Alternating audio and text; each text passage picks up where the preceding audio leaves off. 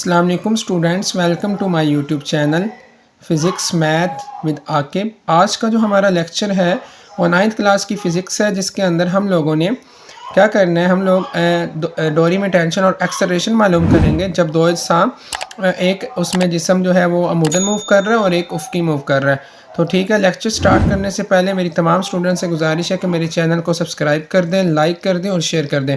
ठीक है, तो चलो चलते हैं, आज का लेक्चर स्टार्ट करते हैं।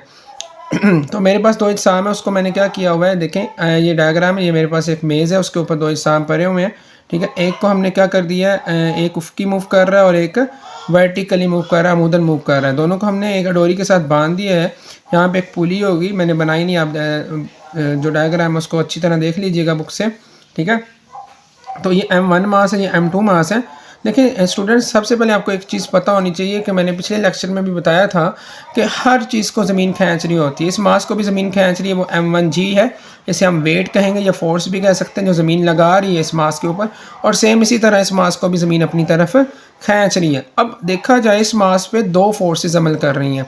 एक इसको ज़मीन जो खींच रही है वो M1G है, दूसरी जो फोर्स है वो टेंशन है जो इस डोरी में पैदा हो रहा है उसकी वजह से। और लेकिन यहाँ पे सिर्फ एक फोर्स एक्ट कर रही है।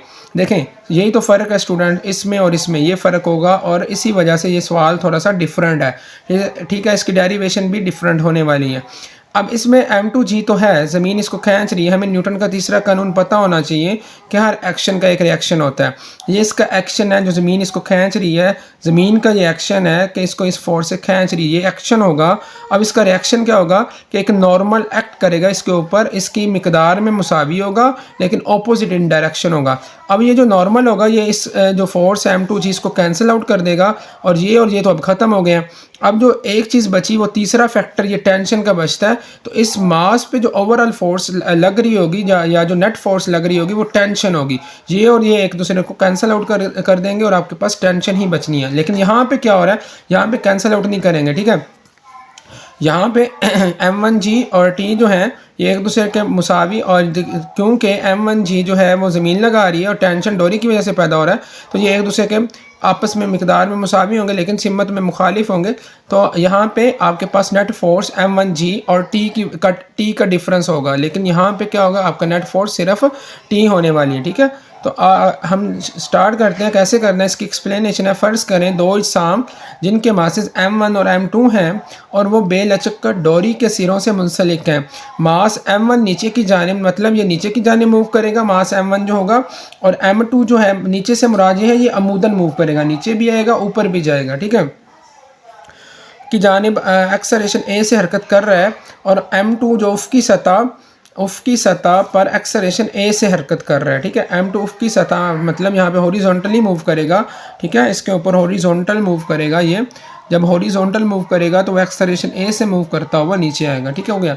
अब नेट फोर्स हमने निकालनी है दोनों के ऊपर। नेट फोर्स मास M1 पर, देखिए मैंने स्टूडेंट आपको पिछले में भी बताया है कि जब नेट फोर्स निकालते हैं उसका तरीका ये होता है कि आपने ज़्यादा मास वाले में से कम मास वाले को माइनस करना होता है। ज़्यादा मास वाला कह रहा हूँ, ज़्यादा जिस तरफ ज़्यादा फोर्स लग रही होती है उसमें से कम फोर्स को माइनस करना होता है।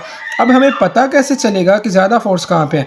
जिस तरफ वो ऑब्जेक्ट मूव करता हुआ आ रहा है उस सिमत में जो फोर्स लग रहा है वो फोर्स ज़्यादा होगा। ठीक है, देखिए अब ये ऑब्जेक्ट नीचे आ रहा है, तो नीचे कौन सी फोर्स है? M1G है, ज़मीन की फोर्स है।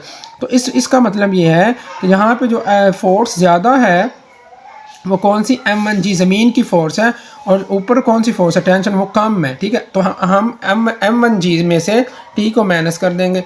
F1 बराबर M1G माइनस T, तो F बराबर M में होता है, तो ये F1 से मुराद नेट फोर्स है। ठीक है, जो मास M1 पे लग रहा है वो नेट फोर्स F1 है।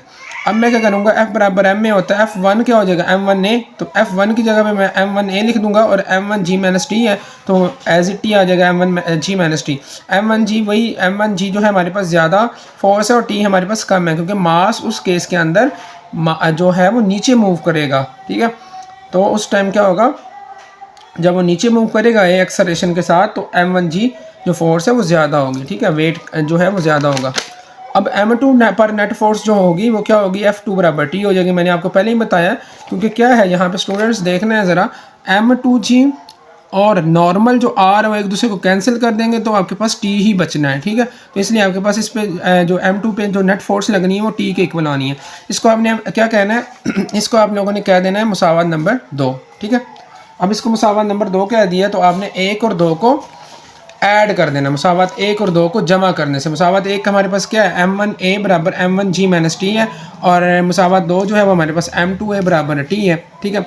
अब देखिए क्या होगा, M1A और नीचे M2A है तो M1A प्लस M2A हो जाएगा, ये दोनों आपस में ऐड होंगे। M1G तो एज इट आ गया क्योंकि टी माइनस टी और प्लस टी आपस में कैंसिल आउट हो जाएंगे, ठीक है। माइनस टी और जमा टी कट जाएंगे तो M1G बच जाएगा। तो देखिए मुझे यहाँ पे क्या करना है, ए कॉमन कर लेना है, एम मुझे तो एक्सलेरेशन चाहिए, ए कॉमन कर लूँगा दोनों में ए आ रहा था M1 प्लस M2 इंटू ए आ जाएगा बराबर M1G। अब ए मुझे मालूम करना है, M1 प्लस M2 ए के साथ क्या हो रहा है, मल्टीप्लाई हो रहा है, उधर जाके डिवाइड हो जाएगा। ए बराबर M1 over M1 plus M2 into g आ जाएगा। ये आपके पास एक्सलेरेशन की वैल्यू आ जाएगी। इसे आपने मुसावात नंबर 4 कह देना है। अब हमने देखें टेंशन निकालना है। टेंशन निकालने के लिए हम ज़्यादा मसले में नहीं जाएंगे, इतने मतलब प्रोसीजर नहीं करेंगे, डेरिवेशन नहीं करेंगे। हमारे पास ए की वैल्यू आ चुकी है। स्टूडेंट आप लोगों को पता हो अगर हमारी मुसावात 2 क्या थी, जो हमने M2 पर नेट फोर्स जो लगी थी मास 2 पर, वो क्या निकाली थी, वो हम लोगों ने निकाली है M1A बराबर टी या F1 बराबर टी। तो उसके अंदर क्या आ रहा था, ए आ रहा था, ठीक है। M1A बराबर टी, तो हमें तो टी निकालना है, ए भी आ रहा है टी भी आ रहा है। तो उसमें हमने देखिए मुसावात 2 में आपको दिखा देता हूँ कौन सी हमने निकाली है। मुसावात 2 हमारे पास ये है M2A बराबर टी।